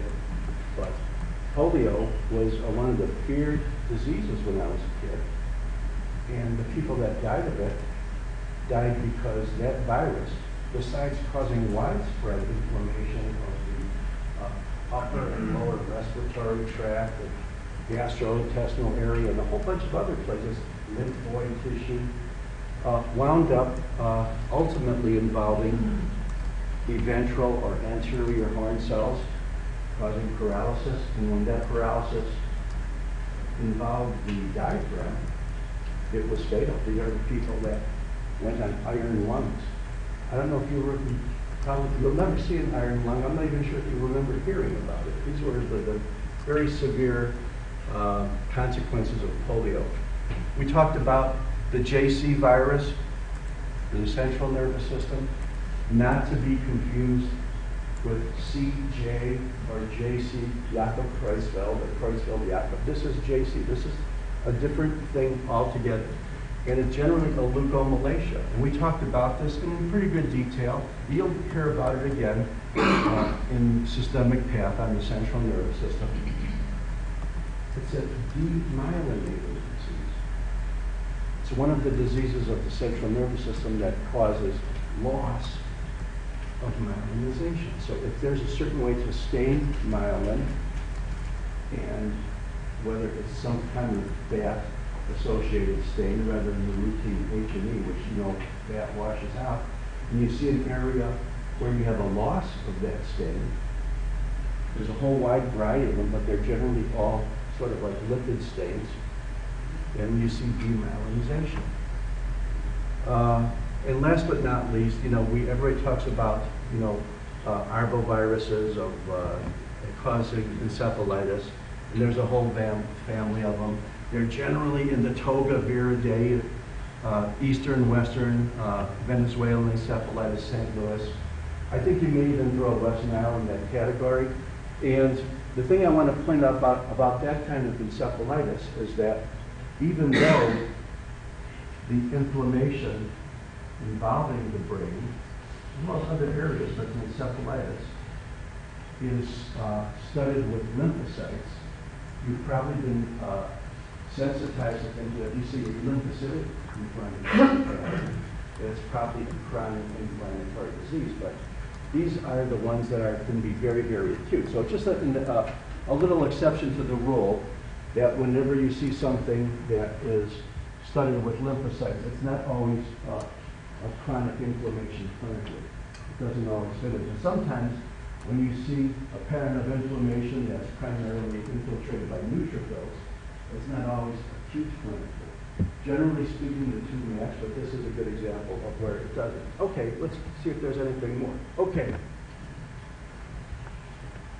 It wouldn't be fair if we didn't mention these three groups of infectious agents. They do not infect humans directly, per se. These are all things that infect bacteria. Bacteriophages, plasmids, transposons, viruses or viral-like substances, they're infecting bacteria. Well, why should we care about it? Well, in the process of infecting that bacteria, it may change that bacteria's virulence or ability to cause human diseases. So sometimes it may make that bacteria less infective. Sometimes they make it more infective. Sometimes it just may mutate or change that bacteria to make it, to decrease its susceptibility to antibiotics. So, are we generally done with the scope of types of organisms, some of which we'll go into again, called viruses, and the patterns of human diseases by location? Yes. So, let's say a few words about the bacteria now. Okay. Next one. Probably the most classical way to define bacteria is two ways: gram staining ability and their shape. So basically you can have balls, cocci, you can have rods, which are bacilli. And if you know that if the organism has only one phospholipid layer surrounding its inner or genetic material, it's probably going to be gram positive. That's the general rule. Now, if that organism or derivation or evolution of that organism winds up having another layer, let's just think of the so-called gram stain as not being able to penetrate it very well. So that's what we would call gram negative. In reality, we would do a counter stain. So the general rule is gram positive is blue, gram negative is red. You may be doing gazillions of gram stains when you are in the hospitals. You may be smearing things from emergency room patients, suppurations from patients that are hospitalized, post-surgical patients, pre-surgical patients. We're just looking to answer two questions. Number one, are there bacteria there or not? And number two, if they're there, they look like balls, they look like rods, are they glue? It's very simple to do. Have you done gram stains, by the way? Yeah. Okay, good. Well then, this is something that would be good for you. Another thing to remember is that sometimes they can be classified according to their oxygen requirements as well. Obviously, the aerobics need oxygen. They have ATP. Some of them do not need oxygen, totally anaerobic. Very often it may be a facultative anaerobe or an organism that'll make ATP only if oxygen is present, so they could go each way. Next one, please. Okay, some of these organisms here are in blue, some of them are in red. I want to teach a general principle, you may know it already, is that if you use this as your principle when you are looking for bacterial organisms, the cocci staying gram positive, the bacilli staying gram negative. And now I know that's a terrible, terrible rule unless you learn the few exceptions. And the first exception is pretty easy. The cocci that don't stain gram positive are generally in the family of meningococcus and gonococcus.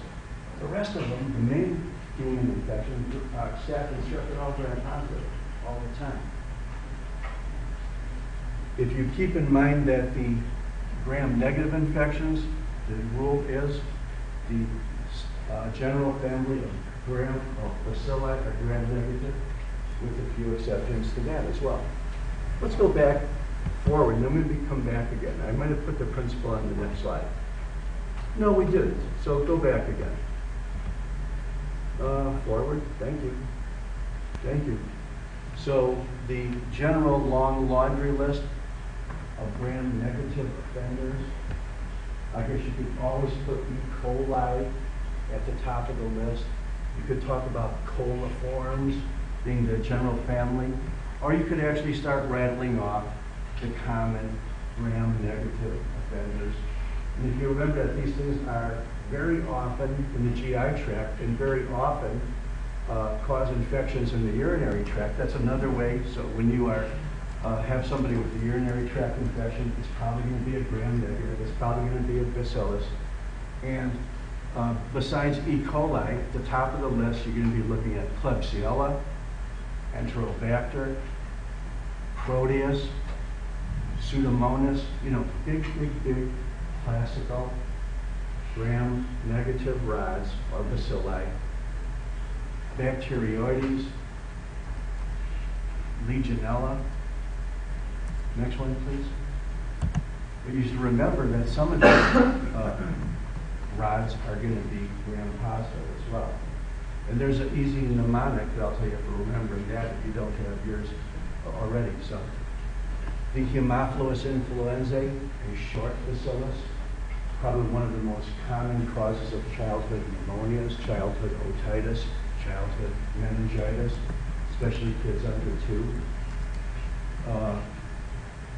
Bordetella pertussis, whooping cough, gram-negative rod.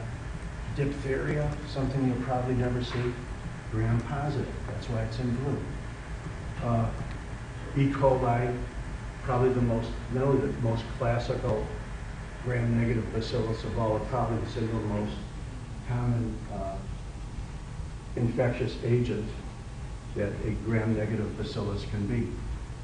The enteric pathogens like Salmonella, Shigella, Campylobacter, Yersinia, Salmonella, these are all generally enteric gram-negative rods.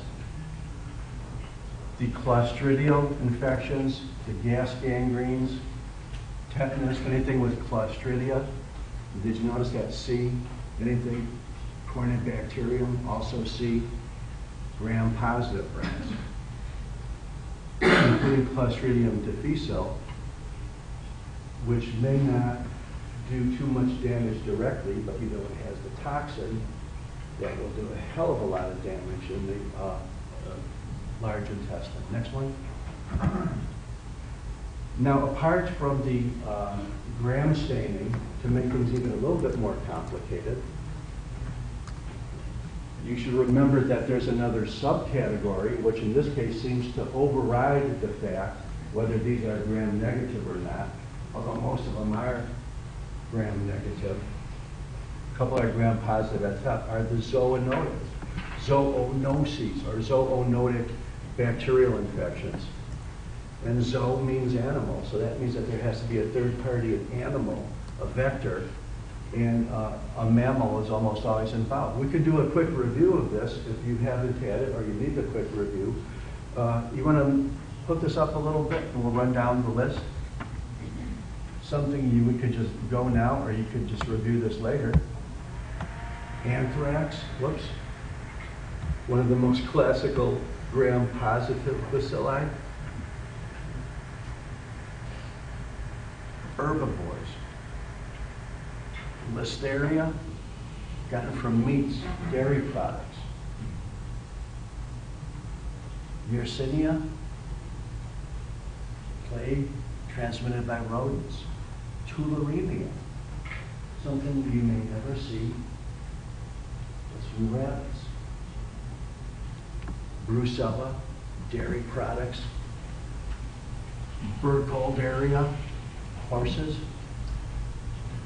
Leptospira, infected urine, present in a whole bunch of animals, including a disease I personally got last year. When I gave the course last year, there was only one day I was too sick to show up. I had Lyme disease. I was out in the jungle, got bit by a tick. I didn't think too much of it. I removed it as best as I could. A few days later, I got high fevers. I knew what it was. I had my friend come over and just write me out a prescription, and like, next class, I was basically back in with a living again. Bartonella, transmitted by fleas. Spirillum, by rats. Once again, this is the part of the presentation which I know I can't go into all of the specifics of this disease. You may or may not have done it during microbiology, and I think I would just like to know my own knowledge if these are things that you have at least heard of before, if not studied. Okay, good. I'm glad for not going this order. Next one, please. So the treponemes. Now we're talking about bacteria, which we don't care. They're not balls. They're not rods. In case the treponemes is spiral. We don't care whether they're gram positive or gram negative, because most of these are not defined by gram staining. They're defined by other easy methods, diagnostic methods. All of the treponemes are spirochetes. They're spiral. They don't stain well with the gram stain. They can be very easily seen in a microscopic process called dark field, in which you can actually see it. And that's not only true with things like, syphilis, classical treponema pallidum, but also some tropical diseases called yaws, treponema pertenue, pinta, treponema cariatum, things you probably won't see. And then the big category, bacteria, basically bacilli, but they're not stained by gram. They're stained by another technique called acid-fast. And an acid-fast organism is like a gram-negative staining. They're red. And you may hear the term Zeal-Nielsen stain rather than acid-fast. Pretty much the same. Have you done a Zeal-Nielsen stain somewhere along the line? Okay, I didn't think you would. But basically, the mother of all acid-fast diseases is tuberculosis. But don't forget, there are a pretty good number of so-called atypical mycobacterial infections. They'll still stain gram acid-fast, red, positive with Zeal-Nielsen, but they're not tuberculosis. It's a different organism. They're mycobacteria something else, like Kansasii, or avium complex, or something that we generally call MAC. Leprosy, another acid-fast staining organism. most of the mycobacterial acid-fast diseases caused by mycobacteria something, of course tuberculosis at the top of the list, produce a pattern of inflammation or infection, which is granulomatous. Not always, but certainly the big ones like TB, leprosy, now called Hansen's disease, or a lot of the atypical ones do as well, not all of them. Like for example, MAC doesn't usually do this. MAC is usually just like sheaths of acid-fast organisms. Finally, it wouldn't be fair if we didn't mention the bacteria that are not really totally clearly bacteria. They may be behaving more like fungi in certain respects. So sometimes things like nocardia and actinomyces are generally referred to as fungi for all the proper taxonomic reasons. But on the other hand, they may be size-wise and show many similarities with bacteria as well. Okay, we're done with the long laundry list. And I realize the last few slides may have been busy. I feel very good that we didn't have to go into all of the diseases, because I thought if I did, I'm in deep trouble, because I normally don't go into them. So let's look at this, and these are the two exceptions to the rules. I'm showing you bacteria stained very, very well, which are rods, gram-positive, which is the exception to the rule, because most of the rods, most of the bacilli are gram-negative. And I'm showing you cocci, which are gram-negative. So this is the principle. You can generally say cocci are all gram-positive. I'm talking about common human diseases, okay? I'm not going into every possible thing that's ever been reported. But think, if you're going to see a coccus or cocci under a microscope, it's going to be gram-positive, and it's going to be staph or strep 90-something% of the time. If it's gram-negative and the stain was done well, and you did it well, and you have a good microscope, you have a good stain, all of your reagents are up to date, they've been checked, and it's really a gram-negative cocci, it's going to wind up being gonococcus or meningococcus. Gonococcus, one of the very, very common forms, gonorrhea, of urethritis in males, and meningococcus being a sort of a feared form of epidemic meningitis in adults, not old adults and not children, but adults that are, let's say, between your age and mine. If you want to think of all the gram-positive, of all the bacilli as being gram-negative, then here are the exceptions. And I try to put them in a logical way. A, B, C, C, L, L, R. And the A, B is together, so that's Bacillus anthracis, it's anthrax. The gram-positive rod that looks absolutely spectacular, like regular boxcars, is anthrax. Nothing that looks as long and as squared and box off as anthrax. Corynebacterium, remember, diphtheria is the C then. Clostridium, gas gangrene. Most of the anaerobic gas forming infections are clostridial. Listeria, lactobacillus are the two L's. And of course, we can't ignore the bacteria that's most commonly associated with the folliculitis, and sometimes perhaps even a complicating or at least a causing effect of regular old acne, and that's Propionibacterium acne. So we put the P at the end. That's how I've always remembered it. You could take it or leave it. And that's it. Let's go to the next one. Okay. Let's talk about the obligate intracellular organisms that are not viruses. We don't know that the viruses are obligate, they have to be in the cell, and they have to be in order to do their damage. But there are some bacteria or bacteria-like organisms that are in that same category. And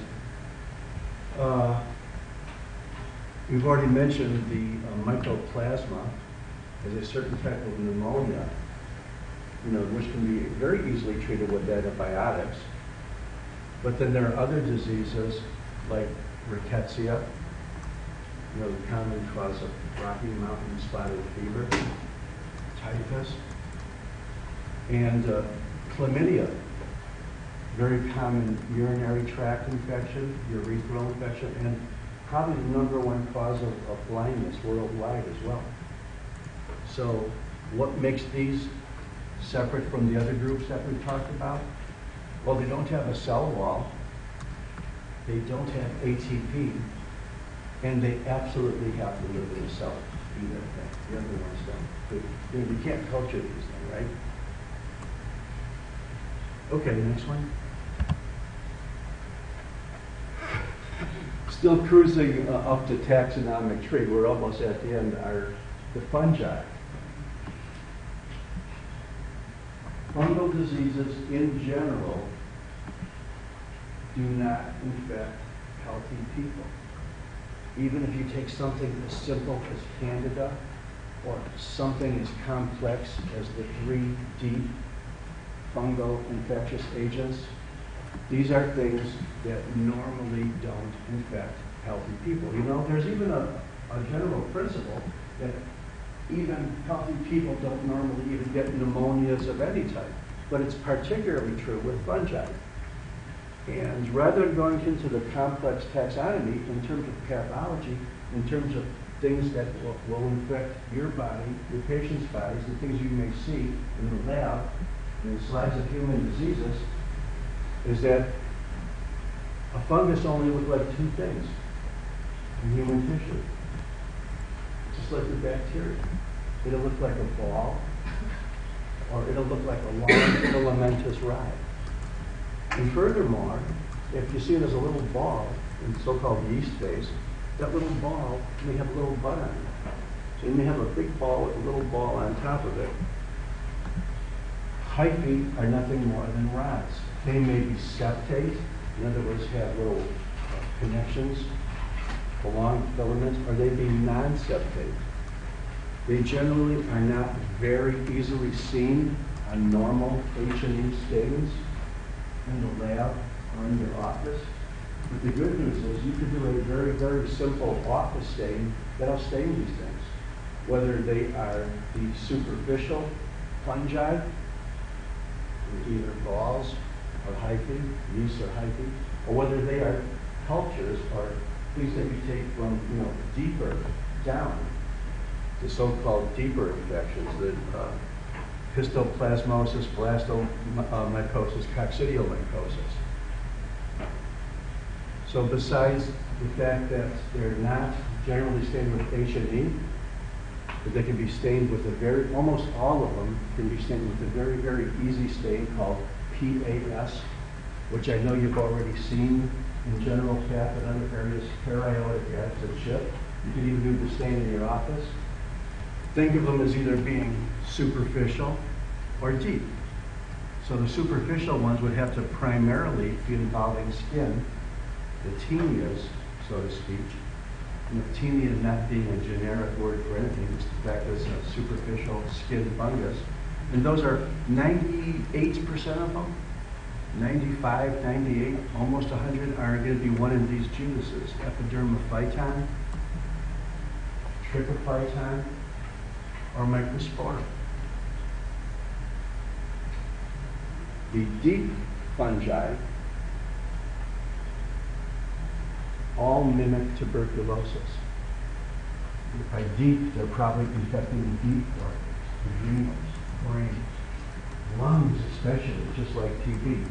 So when you talk about the deep fungi, you're almost always referring to either histoplasmosis, having its own very specific pattern of infectivity, which we go into great detail when we talk about pulmonary infections, blastomycosis, and coccidia. Those are the 3 big ones. So you think deep fungi, histo, blasto, coccidium. superficial dermatophytes, epidermal, tricho, and microspora. Very, very quick and easy way to branch into things. Next one. Can you tell from this slide the difference between a yeast and a hyphae? Well, you know, if you see something that looks pretty long, that's part of a hyphus, okay? If you see something standing the same type of way and it's perfectly round, that's a yeast. The yeast may have a bud. In the case of some yeast, that bud may actually grow into a hyphae. But remember, this is probably not going to be seen very easily when you look at the diseases in a regular H&E light microscopy. This was probably a PAS stain, and there are a whole wide variety of other stains for fungi that we'll see in pathologic specimens. Some are silver stains, some are modified this stains, modified gram stains. But the thing is, the single most common stain that's the most reliable in stains, both the yeast and the hyphae red, is the PAS stain, periodic acid shift. Next one. Okay. Let me ask you a question. How late does this class usually go? 11:45. Okay. Well, you know what I'm going to do? I'm going to go into a little bit of some of the life cycles on the parasites. I know I've thrown a lot at you. Maybe a lot of it was stuff that you've known already. Maybe some of it was worth reviewing or not worth reviewing. I really would appreciate your comments. But some of these we'll go into in more detail. But I just wanted to give the first part of it is a general taxonomic classifications of common organisms causing common human diseases. And we're near the end of the list of that. We'll continue Monday, and we could probably leave a couple of minutes here for questions out in the open, or file by and feel free to ask me while I'm sitting there. And our assistant here is ready to take her seat again. Thank you. Thank you. Any questions?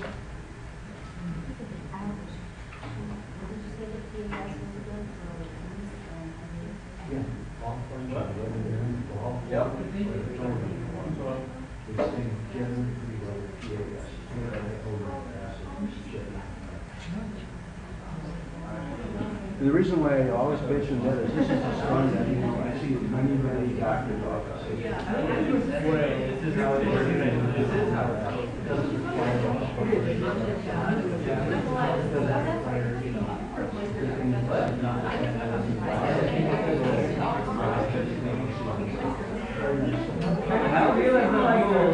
I also remember looking at some of these things that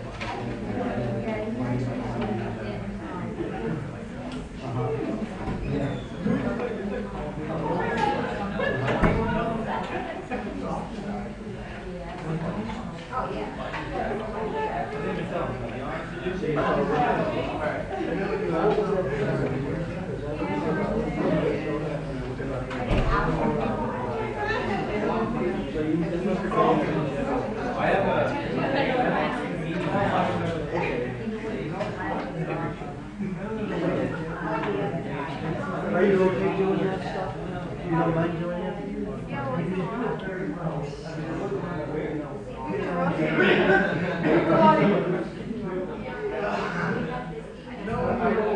months later, I was like, wow.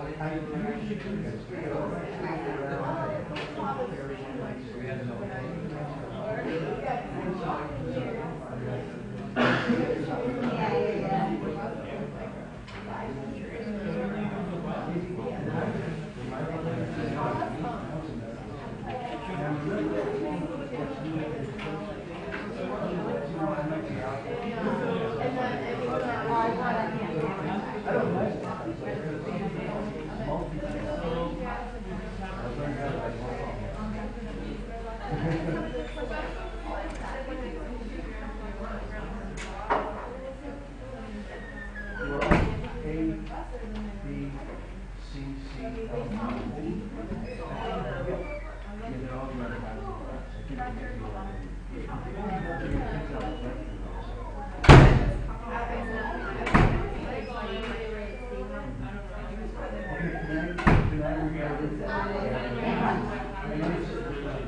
make the average. Let me ask you this. Do most of the students download PowerPoints before the class? Or do they Okay, so I'm not have the time. We'll look at it. Okay, well, that's okay. What I found is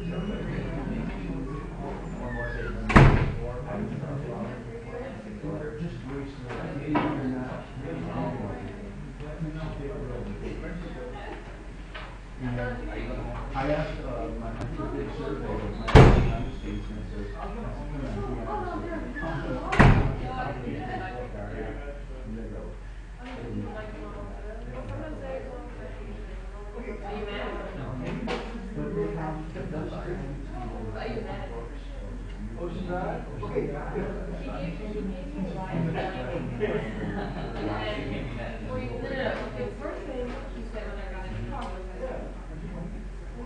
What are you going to finish your alternate? Really? Not only do I solicit volunteers for doing this, but I also solicit volunteers for music. A lot of the students think my music is too old, because a lot of it is classic 60s and 70s rock. So if you like something better, like hip hop or something, I am always welcome to play. I've never not played a song that is even if you just emailed it to me as an MP3. It was painful.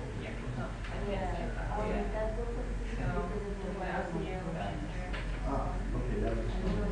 And you remember the PAS from that? He's trying to explain us that AIDS patients get a local form of disease, but it's from a microbacteria. The only difference between the real local disease and the one that AIDS patient gets is that in the actual local disease, if you do a PAS stain, it will show. Yeah, very, very. And that other one will not.